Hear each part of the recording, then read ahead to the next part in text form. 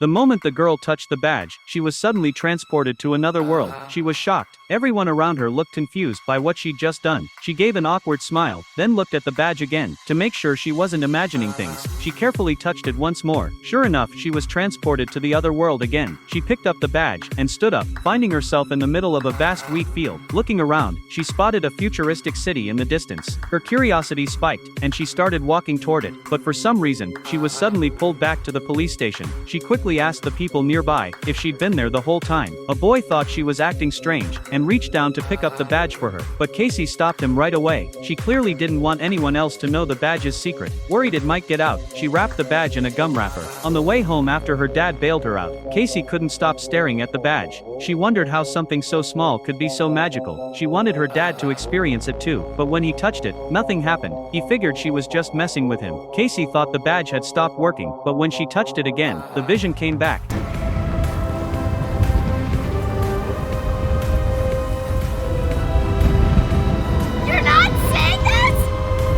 Seeing her zoned-out expression, her dad grabbed the badge and put it away. That night, while her dad was asleep, Casey quietly opened his nightstand drawer. She kept searching, unsure if the badge was even in there. Then the next second, it was. Seeing the golden wheat field again, Casey excitedly walked toward the futuristic city, but she was stopped by an invisible barrier. She touched it, and realized it must be the wall of her dad's bedroom. Since there wasn't much space at home, she wrapped the badge in her dad's sock. She grabbed her bike, and quietly left, heading to an open field a few miles away. When she touched the badge again, something incredible happened. She didn't appear in the wheat field this time. She was inside the city itself. Casey was blown away by the technology around her. A floating train zoomed through the sky above her. As she started to explore, flying cars passed overhead. She even saw a rocket being recovered from space. She ran excitedly through the streets, standing out from the relaxed crowd around her. She stopped at a high-speed train station, and was about to ask someone how to get on, but a conductor called out to her. The train was about to leave. Just then, the badge made a sound. Casey looked at it, and saw a countdown on the back. Before she could figure out what it meant, the announcement said the Space Center station was coming up. Some passengers were lost in VR worlds, others were reading holographic newspapers. When the train arrived, Casey followed the crowd off. She wondered what kind of advanced stuff the Space Center would have. The sound of a rocket launch caught her attention immediately. As a space enthusiast, she was hooked. Everything she saw blew her mind all over again, but after just a few steps, she noticed water pooling at her feet. She held up the badge, and saw the countdown was almost over. She tried to run into the spacecraft, but the water was already up to her waist. When the countdown hit 0, she realized the badge had run out of power. She reappeared in a lake back on Earth.